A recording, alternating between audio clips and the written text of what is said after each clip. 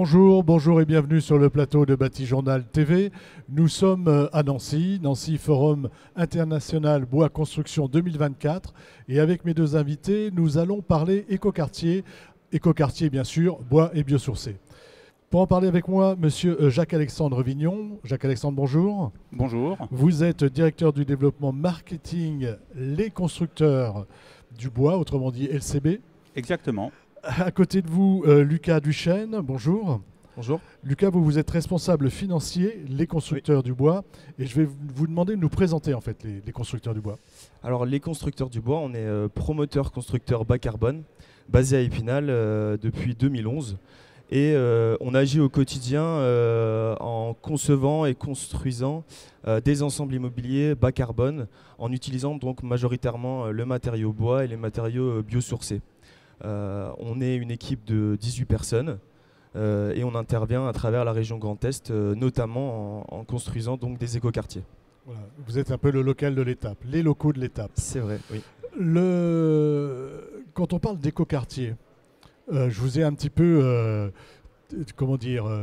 embêté tout à l'heure quand on a préparé en vous disant mais ça existe encore des écoquartiers. Quand on parle d'écoquartier, de quoi parle-t-on exactement ? L'écoquartier, aujourd'hui, c'est un vrai sens. Hein. Il faut reprendre vraiment l'étymologie du mot. Un quartier, hein, qui peut être à l'échelle d'une ville ou d'une région, et puis qui a cette dimension écologique, économique, ce qu'on peut dire éco-conçu également. Alors, au début, je vous le signalais tout à l'heure, on a signé des écoquartiers parce qu'il y avait un label qui a été donné à chaque début de programme, et puis on s'apercevait qu'au fur et à mesure des programmes, aujourd'hui, il y a des écoquartiers qui n'ont pas lieu d'être, parce qu'ils ne respectent en rien, d'une part, la réglementation, et puis le bien-vivre que peuvent avoir les habitants au sein d'un écoquartier.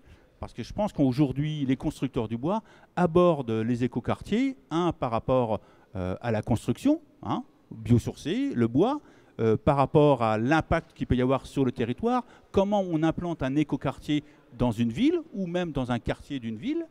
Et puis, la chose la plus importante, c'est l'humain. Quel va être l'usage de cet écoquartier, du bâtiment, de son logement, comment on lui rend la vie plus facile, plus douce, et on respecte en tout cas la réglementation et les constructions de demain. Voilà. Donc c'est tout ça. Et vous n'avez pas parlé de mobilité. Est-ce que vous vous intéressez un peu à la mobilité aussi dans ces écoquartiers ? Quand je parle mobilité, je parle de mobilité douce. Oui, alors tout à fait. On essaye de sortir, nous, les véhicules, le plus possible des écoquartiers. Alors quand on est dans une zone urbaine, c'est assez facile parce qu'il y a les transports en commun, on peut se déplacer à pied et tout ça. Mais dans les écoquartiers qu'on a pu développer dans les périphéries urbaines, la voiture reste quand même aujourd'hui un moyen de transport important pour les habitants. On parle de mobilité douce parce qu'au sein de nos écoquartiers, on se déplace poussette, vélo, à pied, et les parkings sont à l'extérieur. Voilà. Au moins, on a un cadre de vie. On a un cadre de vie sans automobile. Exactement. Mais comme on n'est pas en ville, en grande métropole, on a de toute façon aujourd'hui encore besoin de la voiture pour se déplacer. Exactement, mais ce qui est un petit peu dommageable, en tout cas, c'est qu'au centre aujourd'hui de villes urbaines, il y a les gros promoteurs qui sont là. Et ils n'ont pas encore bien intégré cette notion d'écoquartier. Nous, on la pousse vraiment à l'extrême, hein, puisqu'on a cette souplesse et on peut le faire. Et on a des démonstrateurs qui le prouvent. Mais il faudrait réussir à pénétrer le cœur de ville. Il faut aller plus loin. On va voir avec vous, Lucas, et puis avec vous aussi, hein, comment aller au bout de cette démarche. Comment, en fait, les différentes étapes pour aller au bout de la démarche écoquartier. Écoquartier, bois et biosourcé, bien sûr. Donc, allons-y. Quelle est la première étape ? Ça intervient effectivement bien en amont de la construction, puisque nous, on a vraiment une volonté qu'on peut résumer en 3 temps. C'est d'abord d'avoir vraiment une réflexion poussée sur le territoire, puisque chaque territoire est unique. Et il faut effectivement à chaque fois prendre conscience de l'endroit sur lequel on va s'établir. Donc ça passe par de nombreux échanges avec les élus, les collectivités, tous les acteurs de l'urbanisme qui agissent pour le bien de ce territoire. Donc il faut vraiment bien prendre ça en compte pour cerner toutes les problématiques éventuelles. Et ça nous permet après de répondre au mieux aux besoins des usagers. Jacques-Alexandre le rappelait tout à l'heure, c'est ce qui nous intéresse bien évidemment, donc le bien-être. Et la dernière chose aussi qu'on systématise dans la plupart de nos écoquartiers, c'est d'anticiper la réglementation plus que de la respecter, puisque très tôt on s'est positionné nous sur des friches industrielles. Donc cette approche territoire, elle est importante puisque en se positionnant sur une friche industrielle, on bâtit un écoquartier neuf dessus et on donne une seconde vie à un quartier peut-être délaissé et on ne contribue pas justement à l'étalement urbain. L'étalement urbain, vous voilà. vous inscrivez dans le cadre de la loisance. Enfin, exactement, ouais. Je fais rapide, hein, parce que c'est beaucoup plus compliqué que ça. C'est ça. Est-ce que vous pouvez nous donner un exemple, par exemple, très concret de ce que vous travaillez dans cette première étape ? Si on parle des friches industrielles, très concrètement, le premier écoquartier qu'on a développé à Épinal sur nos bases, on a travaillé main dans la main avec la ville d'Épinal sur une ancienne friche industrielle textile, les usines Bragard qui avaient été désaffectées et un quartier à délaisser. La ville d'Épinal l'avait classé comme quartier prioritaire à réurbaniser, redynamiser. Donc ils ont fait appel à nous. Et on a travaillé main dans la main avec la ville d'Épinal pour redonner une seconde vie à ce quartier en déconstruisant et réhabilitant le site textile abandonné, si je puis dire, pour en faire un quartier avec de l'habitat mixte et du service, avec les différentes thématiques qui définissent un écoquartier. Qui définissent l'écoquartier. Ouais. Donc on est sur de la construction bois avec des biosourcés et au-delà de la réglementation. À l'époque, c'était quelle réglementation ? Alors ce premier écoquartier, on était encore en RT 2012 effectivement, mais on était déjà bien en phase avec la RE 2020. Ça, c'est la première étape, s'intéresser au territoire, où on s'implante et comment fonctionnent toutes les interactions qu'il peut y avoir avec le territoire. C'est ça, hein ? Tout à fait. Ouais. Deuxième étape, c'est quoi ? Deuxième étape, c'est s'entourer des bonnes personnes, si je puis dire. Nous, les constructeurs du bois, on agit en chef d'orchestre, en quelque sorte, lorsqu'on bâtit un écoquartier. Mais on doit, donc, je l'ai dit, plutôt bien échanger avec la collectivité, les élus, avec les aménageurs. On a pu, par exemple, échanger avec l'EPA d'Alzette Belleval à la frontière du Luxembourg sur un autre écoquartier. Et donc, finalement, lorsqu'on interagit avec une multitude d'acteurs, ça peut être aussi des partenaires universitaires, l'ENSTIB notamment, qui a développé avec nous l'écoquartier d'Épinal. Lorsque on ouvre le champ des possibles à de nombreux acteurs différents, on maximise l'intelligence collective du programme et ça nous donne à la fin un écoquartier le plus abouti et le mieux pensé possible.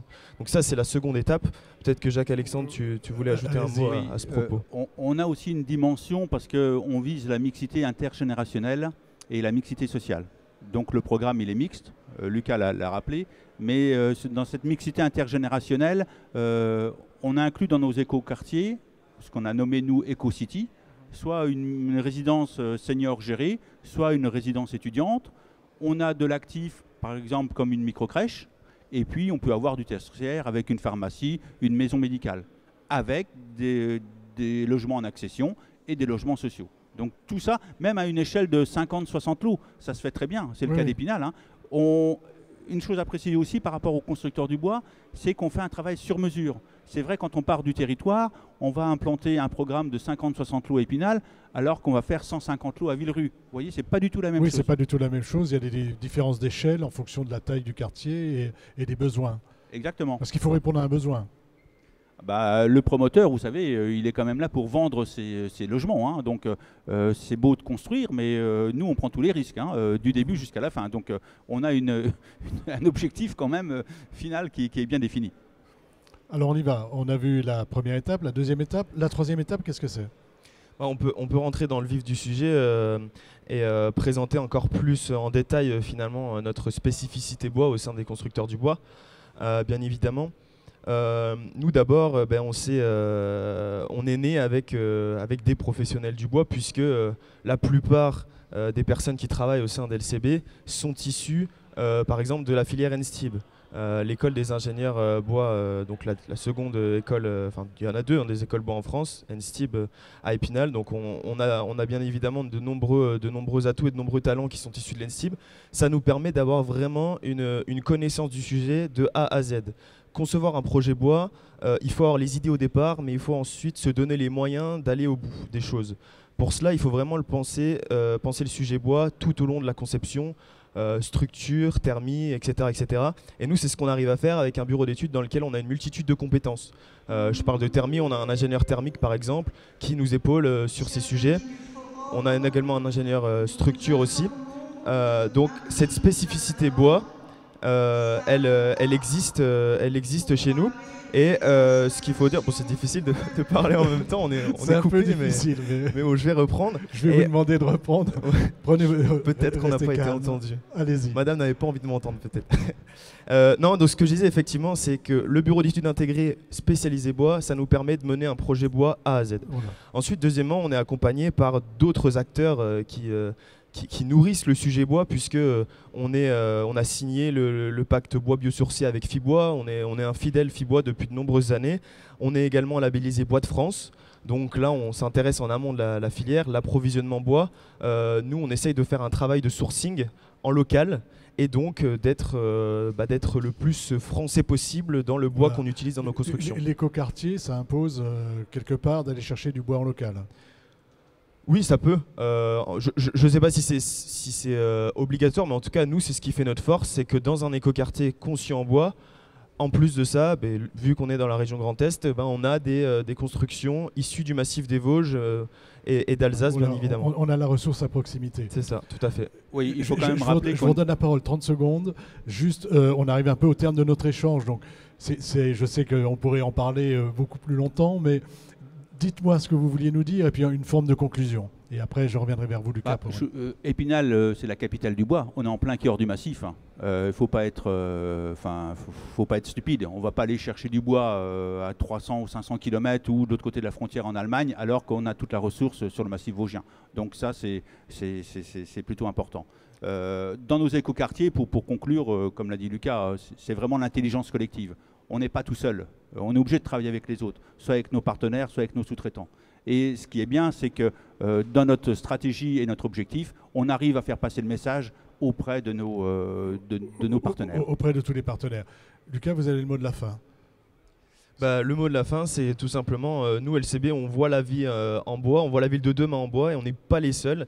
Et on le sait, puisqu'en se baladant sur le forum, on se rend compte qu'il y a de nombreux acteurs engagés. Donc on est fiers de ça et on pense que le bois a un potentiel exponentiel et on est fiers de compter parmi les artisans du quotidien, si je puis dire. Voilà. Merci d'être venu sur le plateau de Batijournal nous parler donc d'écoquartiers évidemment bois et biosourcés. Une émission, un temps d'échange à retrouver comme tous ceux que nous enregistrons ici sur notre site internet Batijournal TV et sur les sites de nos partenaires que sont bien sûr le Forum international Construction Bois et France Bois Forêt. Merci messieurs.